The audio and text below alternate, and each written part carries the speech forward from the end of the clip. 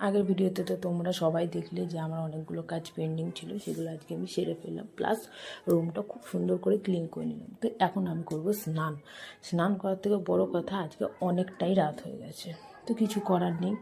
আর আমাকে শ্যাম্পু করতেই হবে, কারণ আমার হেয়ারটা প্রচণ্ড নোংরা হয়ে গেছে। আর তার থেকেও বড় কথা, কালকে বৃহস্পতিবারে আমি শ্যাম্পু করি না।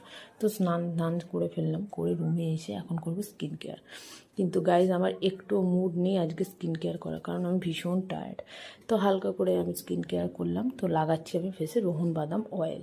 তো ড্রাই স্কিনের জন্য রোহন বাদাম অয়েল ভীষণই ভালো, ভীষণই হেলদি। আমি তো অ্যাপ্লাই করি মাঝে মাঝেই, তো তোমরা করে দেখতে পারো। তারপর লাগিয়ে নিলাম লিপ বাম। আর দেখো, আমার স্কিনে তো পিম্পল সারাদিন হতেই থাকে।